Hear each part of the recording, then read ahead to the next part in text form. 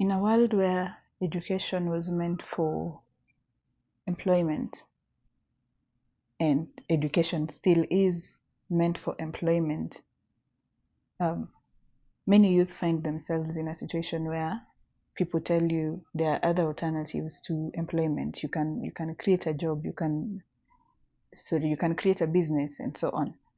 But then for most of your adulthood, no one taught you how to create a business or how to look at another way. And to be fair, the people who are teaching you were not also taught. They were also never taught how, and they've probably never done it before. So they don't know how to teach you another way when they've never walked that way before. They've never taken that path before. So starting a business is it's like a muscle that you have to exercise. You can't just jump into it from nowhere. You have to exercise it, the muscle, and you have to learn that failure is not a bad thing, which is very difficult considering in school you were taught that failure is a bad thing and you are probably shamed for it, beaten for it. Nowadays they don't beat people, but yeah, you were shamed for it. You were, I don't know, ulianikwa mahali, there's a list of those who failed and so on, and you were made to redo the work when it was meant like a punishment for you. So it wasn't something that was to be embraced. Failure wasn't something to be embraced. And now in business world, you're being told that failure is something to take up, something to even look forward to, and to keep going, whether it looks ugly or it looks unprepared. Just keep going because you learned something from it, and the next time you go there, you won't do it the same way. You'll know that this works and this doesn't work. But in school, you were not taught that. So it's a little difficult to tell someone. And I tell my students all the time that once you leave school, before you leave school, try and start something, because you still have the cushions of your parent.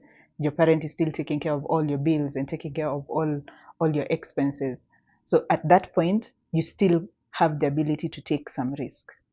And I tell my students, try and have something so that when you leave here, you don't have the desperation of getting a job immediately, or now you're stranded and you have nowhere to go.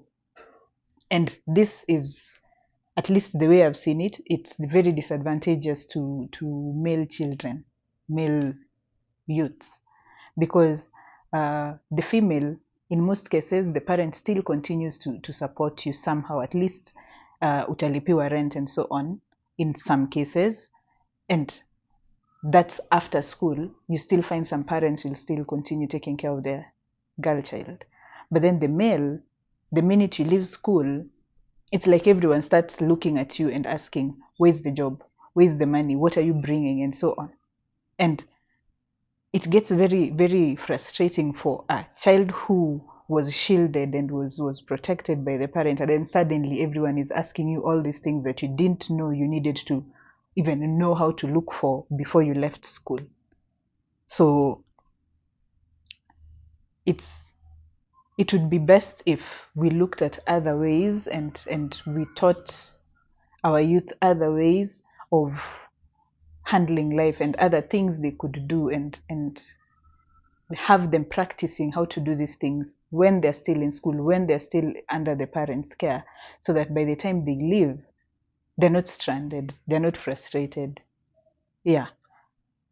And then there's the fear of the usual fear of, does it really work? Because we never saw our parents do it. We never saw, very few Kenyans saw our parents creating businesses, and employment was the thing that was celebrated, and everyone would hear I don't know, you're a teacher, you're a doctor, you're this, you're a lawyer, and that would be more celebrated than you're a business person.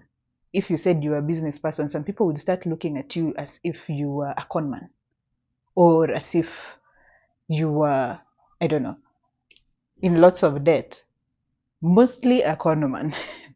And it's very, difficult to come from that mentality and now to a place where everyone is telling you to start a business because employment is not reliable, employment is not available, and so on. And you don't know how. And the people who are telling you could do it, they never did it either. They had the cushion of employment. Government, ukitoka shule, like most of our parents would tell us things like, by the time they were finishing high school, Moi was looking for teachers and looking for, I don't know, people to employ, and so they were just taken up and they had to go to college while doing the job and so on. That's not there today. Today you finish and there are thousands and thousands of people looking for the same work that you don't even have the experience for, and they've been in the field longer and they've never gotten a job in. So I don't know how to go about this, but one of the ways that in my little corner, one of the things I can do to help is create opportunities for young people to also have something. And that's why even with the vending business idea, I created the chance for people to have to lease the machines, or even to rent to own. If you don't want to lease it longer and then it's not yours in the end, you can rent to own, so that you have something that you're building that is yours. And because it's an opportunity that we can all benefit from.